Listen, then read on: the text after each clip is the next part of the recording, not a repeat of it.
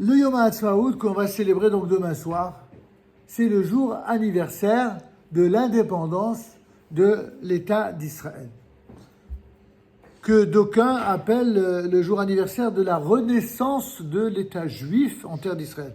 Pourquoi la renaissance? Parce qu'en fait, c'est important d'emblée que vous reteniez ça, mes enfants. Sachez qu'en terre d'Israël, il n'y a jamais eu autre chose qu'un État juif. Que cet État s'appelle Malchut Israël, royauté d'Israël, royauté de David, royaume de Juda, royaume d'Israël. Quel que soit le nom qui a été donné à ces endroits-là, l'État a toujours été un État juif. Il y a eu des colonisations temporelles dans l'histoire, les Grecs, les Romains, les Syro-Babyloniens, etc. Il y a eu des Mamelouks, même les Anglais sous mandat britannique. Il y a eu des présences étrangères en terre d'Israël, ce que d'aucuns appellent en termes d'aujourd'hui la colonisation. Mais tous ces colons qui étaient en terre d'Israël, ils n'ont pas fait un État. C'était toujours la terre d'Israël. Et ce que d'aucuns appellent aujourd'hui la Judée-Samarie, comme le nom l'indique, c'était une terre juive, exactement comme celle qui a été promise par Dieu à Abraham, Israël, Jacob, ainsi qu'à tous ses descendants. Alors pourquoi la fête de Yom HaTzmaut est une fête si importante? Il faudrait d'abord vous dire, parce que vous êtes jeunes, donc je ne peux pas vous expliquer tout en une seule vidéo, je ferai d'autres vidéos pour les adultes, mais pour vous, sachez que quand on parle de jour d'indépendance, pour quelqu'un par exemple qui est né en France, pour lui, ce à quoi il le compare, c'est une sorte de 14 juillet, un 14 juillet israélien. C'est-à-dire un jour où enfin il y a un début d'un État avec une loi ou avec un ensemble de lois, avec une légitimité, avec ce que d'aucuns appellent la démocratie. Et donc il voit l'État d'Israël exactement comme l'État français d'après le 14 juillet. Et la prise de la Bastille, lorsqu'il y a eu un renversement de régime, lorsqu'il y a eu le renversement de la monarchie, et vous savez que c'est la monarchie pour les plus jeunes, la monarchie c'est un roi qui est à la tête de l'État. Pendant des siècles et des siècles en France, ceux qui dirigeaient le pays, c'était des rois. Et au fur et à mesure, les rois ont siégé avec des représentants de l'Église. Il y avait dans la société française 3 ordres essentiels connus et plus ou moins reconnus. Il y avait la monarchie, il y avait le clergé, et il y avait le reste ou alors le tiers-état. D'accord? Donc la monarchie, c'est grosso modo, c'est les rois, les seigneurs, et le clergé, ce sont les clercs, c'est-à-dire essentiellement les curés, les prêtres, comment il s'appelait déjà, Richelieu, cardinaux. Et donc les clercs étaient également politiques, c'était également Premier ministre. C'était donc le pouvoir, il était grosso modo entre les rois et l'Église. Jusqu'au jour où les Français en ont eu marre. 82 à 85% selon les siècles, entre 82 et 85% des Français, ils naissaient paysans, ils mouraient paysans. Ils crevaient de faim. Ils étaient taillables et corvéables à merci. C'est-à-dire qu'ils n'arrêtaient pas d'être ponctionnés. Et donc, évidemment, tôt ou tard, il fallait que ça explose. Quand ça a explosé, ça a donné 1789. La Révolution française, ils ont fait la peau et au roi et au clergé. Bon, le malheur, c'est que lorsqu'ils ont choisi de faire la peau, ils n'ont pas fait la peau à ceux qui étaient les pires parmi les rois, mais ça, c'est une parenthèse que j'ouvre. Parmi les rois, ils n'étaient pas tous les mêmes. Il y avait des rois qui étaient vraiment des pourritures, et puis il y avait des rois qui étaient fainéants, comme l'on dit, puis il y avait aussi des rois qui n'étaient pas si mauvais que ça, mais comme toujours, quand quelqu'un est bon, les mauvais qui se trouvent ailleurs en profitent pour instrumentaliser et utiliser la bonté de celui qui est bon pour faire la peau à ceux qui étaient mauvais. L'histoire, elle se répète malheureusement de diverses manières, mais c'est un autre sujet. En tout cas, toujours est-il que du jour où ils ont décidé de faire la peau, ceux qui ont fait la peau à ceux qui étaient avant eux, ils ont été autant, sinon plus criminels et plus assassins que ceux qu'ils ont tués.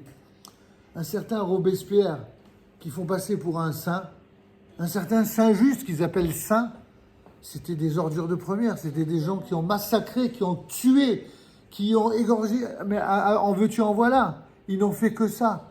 Mais ils l'ont fait pour le bien. Imaginez ces gens-là. Qu'est-ce qu'ils auraient fait aux Palestiniens aujourd'hui? Pour le bien, ils ne laisseraient pas un seul vivant. Mais c'est ces gens-là qui viennent donner des leçons aux Israéliens aujourd'hui, pour dire comment il faut se comporter. C'est pour ça que c'est important de connaître l'histoire. Parce que l'histoire, comme l'on dit chez les historiens, elle bégaye. Elle reproduit souvent les mêmes erreurs, sauf lorsqu'il y a des gens courageux, même s'ils sont solitaires, pour affronter des gens qui sont vraiment mauvais. Alors revenons maintenant pour Yom HaAtzmaut. Yom HaAtzmaut, comme je le disais à l'instant, ça n'est pas qu'un 14 juillet. Certains, même israéliens, ils aspireraient à s'identifier à un 14 juillet. Pourquoi? Parce qu'ils feraient de l'État d'Israël qu'un État comme les autres. Il y a deux catégories de gens qui pensaient ainsi au moment de la renaissance de l'État juif, parmi les concepteurs, les chevilles ouvrières de l'État moderne. Il y avait ceux qu'on appelle en politique la gauche et la droite, c'est-à-dire des gens qui considéraient l'État d'Israël comme un État refuge. Au moins ça, c'est un État où il nous arrivera plus ce qui nous est arrivé pendant des siècles. Quand les Juifs étaient massacrés, ils n'avaient pas le droit de vivre. Au moins, il y a un État qui sera juif, où on pourra protéger les Juifs. Ça, c'est grosso modo l'État refuge. Et puis, il y a ceux qui sont un peu plus à droite qui disaient non, l'État d'Israël, ça doit être un État comme les autres, et qui doit être indépendant, qui doit avoir sa force militaire, sa force, sa puissance. C'est pas l'État refuge, mais l'État indépendant qui doit s'affirmer par la force et le droit dans le concert des nations. Or, les uns comme les autres ont malheureusement été les témoins de guerres qui ont été imposées à Israël et qui démontrent que si on considère l'État d'Israël que comme un État refuge ou que comme un État qui assure sa sécurité, eh bien malheureusement cet État, il n'est pas viable. Ça ne suffit pas. Pourquoi ça ne suffit pas? Parce que la légitimité d'un État juif, c'est lorsqu'elle s'appuie sur la promesse que Dieu a faite à Abraham, à Yitzhak et à Yaakov, qu'elle peut véritablement avoir la force de combattre ses ennemis. Et c'est le message que donnent tous ceux qui aujourd'hui se battent en Israël. Voyez, ceux qui ont perpétré pour le jour de Simchat Torah la chose abominable qu'ils ont fait. Pourquoi ils ont fait ça? Ils ont fait ça parce qu'il y avait des Juifs qui se battaient contre d'autres Juifs parce qu'ils voulaient plus d'un État juif, tout simplement. Ils voulaient un État qui soit comme les autres. Alors vous voulez un État comme les autres, vous n'avez toujours pas compris avec toutes les guerres qu'on a eues. C'est donc ça la conclusion de 75 ans d'État d'Israël. Alors le résultat, c'est les horreurs qui se sont produites, abominables, que rien ne saurait justifier. Et les Juifs comme les non-Juifs de bonne foi le reconnaissent, cette évidence-là.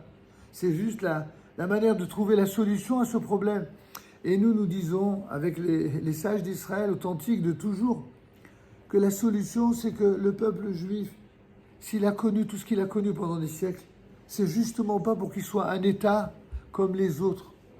S'il est comme les autres, alors il arrivera la même chose que les autres, c'est-à-dire la corruption, le vol, le viol, le mensonge et une vie sans foi ni loi. Un État juif doit être un État qui doit, à l'image des choses que vous étudiez dans la Torah, faire de chaque juif un exemple. L'État juif doit être un État modèle, un exemple de moralité et d'intégrité. C'est pas facile d'être exemplaire, surtout pour un État. Mais en tout cas, c'est l'obligation que la Torah nous donne pour tous les dirigeants israéliens. Ils doivent être exemplaires. C'est pas facile, alors chacun doit remonter les manches et chacun doit comprendre qu'est-ce que c'est que Yom HaAtzmaut. Yom HaAtzmaut, vous savez qu'est-ce que ça veut dire Yom HaAtzmaut? Dans la racine, dans le mot Atzmaut, il y a la racine Atzmiyut, c'est-à-dire l'intériorité. L'intériorité, c'est Pnimiyut, mais Atzmiyut, ça veut dire l'authenticité, on va dire. La réalité de l'État juif, c'est la réalité de ce qu'est chaque juif, c'est-à-dire quelqu'un qui soit en rapport avec Dieu, mais aussi avec l'ensemble de l'humanité. Vous voyez, toute l'humanité pendant des siècles a voulu nous séparer du monde. Elle a voulu nous mépriser, nous massacrer. Et nous, qu'est-ce qu'on dit? On dit, mais nous, on veut pas massacrer qui que ce soit. On n'a pas envie de faire du mal à qui que ce soit. Au contraire, on a envie de vivre en paix. Sauf que ce que nous disons, c'est que pour vivre en paix, il faut assumer ce devoir que Hachem nous a ordonné, à savoir d'être une lumière pour les nations, se battre pour ce qu'il y a de juste. Et malheureusement, c'est pour répondre à la question de Camille de tout à l'heure, malheureusement parfois, ça entraîne des guerres, c'est vrai. C'est triste les guerres, personne qui souhaite la guerre a priori. Mais quand il n'y a pas d'autre choix que de faire la guerre pour enlever le mal, pour éradiquer le mal, alors la Torah nous dit, ok, dans ce cas-là, ben tant pis. Si, après avoir épuisé toutes les possibilités de faire la paix, d'entretenir la paix, de trouver des moyens d'entente, si on voit qu'on a en face de soi des gens qui disent non, ils ne veulent pas la paix, ils veulent notre place. Ils veulent notre place. Ils voudraient nous renvoyer à la réalité de l'exil où on était massacrés. Ça, le peuple juif ne peut pas accepter. Et il n'acceptera jamais. Il n'acceptera plus jamais.